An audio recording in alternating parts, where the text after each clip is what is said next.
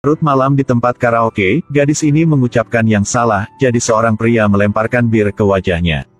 Tapi tepat setelah itu, dia menundukkan kepalanya dan meminta maaf padanya. Pria ini yang benar-benar kehilangan kendali setelah menjadi kaya. Qin Fan dulunya pengirim barang miskin yang tak bisa membayar sewa. Tapi pada satu pengiriman, dia menjadi kaya dalam semalam. Hari itu, ketika Qin Fan membuka pintu dan memasuki ruangan, dia melihat beberapa orang sedang berbaring. Mungkin sesuatu terjadi di sini tadi malam.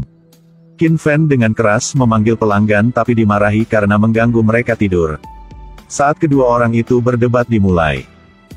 Beep beep, I'm a sheep. I said beep beep, I'm a sheep.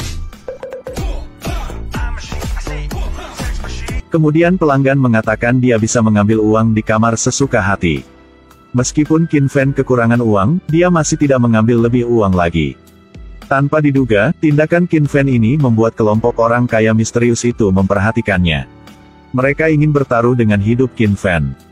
Benar-benar tidak ada cara lain. Anak pengirim ini benar-benar berkualitas. Jika Anda bosan bertaruh dengan cara lama, ayo mainkan sekali lagi dengan lebih menarik. Apa yang menurut Anda menarik?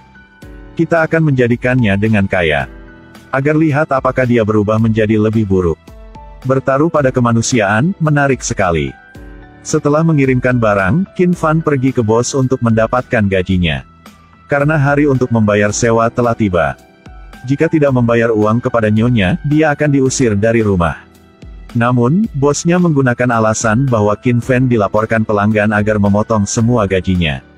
Kebencian, Qin Fan hanya bisa merokok di pinggir jalan.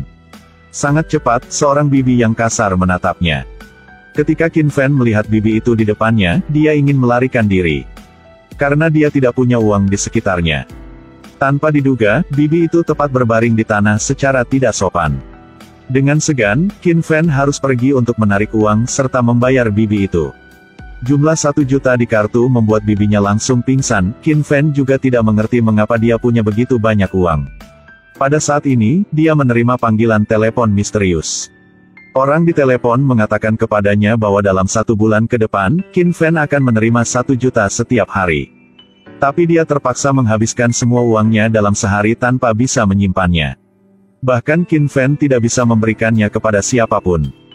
Jika menyelesaikan tantangan, Qin Fan akan menerima 30 juta. Tetapi jika tidak menyelesaikannya, dia harus membayar uang yang telah menghabiskan. Jika kamu seorang pengirim, kamu akan selalu menjadi pengirim. Jangan ikut campur urusan orang lain. Bagaimana dengan pengirim? Bagaimana dengan pengirim? Mobil aku mogok, kamu akan tidak dapat membayarnya. Aku akan membayarmu. Aku pergi untuk menarik uang. Qin Fan adalah orang miskin yang bahkan tidak bisa membayar sewa. Hari itu, Qin Fan telah menggunakan 1 juta untuk membeli 2 mobil. Kemudian dia memanggil sahabatnya untuk mengendarai mobilnya ke pohon. Ternyata beberapa hari yang lalu, Qin Fan diperhatikan orang-orang kaya yang suka bertaruh. Mereka taruhan setelah memiliki uang. Apakah Qin Fan berubah? Misi Qin Fan adalah menghabiskan 1 juta setiap hari. Qin Fan tidak menerima permainan itu. Tetapi karena orang yang diam-diamnya cintai Zhao Sui, Qin Fan menyentuh uang yang seharusnya tidak dia sentuh. Dia menandatangani kontrak dengan seorang kaya. Melihat jumlah uang yang baru saja diterima, Qin Fan segera meledak setelah beberapa hari tertekan. Dia memesan meja yang penuh dengan makanan sarapan. Setelah itu, tepat dia membayar untuk semua orang. Ketika nyonya rumah datang untuk meminta uang, Qin Fan segera membayar sewa untuk 30 tahun. Qin Fan mengatakan Zhao Sui bahwa rumah di pedesaan diberi kompensasi, jadi dia membelikannya banyak tas. Dalam sekejap dia mendapatkan hati gadis cantik itu. Meskipun Zhao Sui meragukan bahwa Qin Fan menjadi kaya dalam semalam, dia bisa lihat kebaikan hatinya, dia menerima. Meskipun dia menghabiskan banyak uang hari itu, Qin Fan masih tidak menghabiskan 1 juta. Di malam hari, dia datang untuk mencari 2 teman untuk meminta bantuan. Memiliki uang tapi tidak tahu bagaimana menghabiskannya. Jika punya uang, Anda dapat melakukan apapun yang Anda ingin lakukan. Juga ada. Semangat ya! Terima kasih kepada Guru Hai yang merekomendasikan, 3 orang pergi dan menikmati hidup. Mereka menggunakan uang itu untuk membeli semua jenis pakaian dan pergi ke salon rambut kelas atas. Kemudian pergi bermain golf bersama, pergi ke restoran kelas atas dan pesan anggur tahun 80-an. Kehidupan orang-orang dengan uang sangat menyenangkan. Bagi Qin Fan, yang terpenting adalah gadis yang diam-diam dia cintai, Zhou Sui. Mereka menghabiskan waktu yang manis bersama.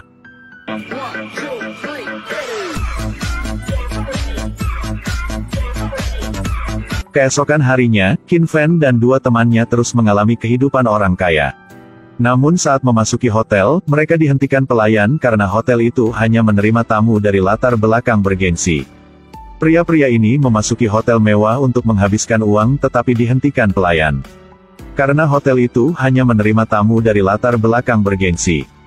Jadi kaya sekali itu pun tidak berguna. Qin Fan kemarahan kembali untuk menyelidiki karena dia tak percaya bahwa keluarga Qin tidak ada latar belakang yang bergengsi.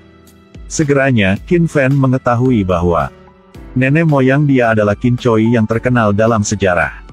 Tapi setelah mendengar itu, Qin Fan tidak mau menerima leluhurnya. Pada malam hari, Qin Fan pergi ke bar karaoke untuk minum alkohol. Tanpa diduga, dia bertemu Zhou Sui di sini. Memiliki uang maka bermain seperti ini. Hambar sekali. Kalimat ini telah membuat Qin Fan marah. Dia berdiri untuk mengambil bir dan terus-menerus memercikannya ke wajah Zhou Sui. Kemudian mengambil kertas agar menyeka wajahnya.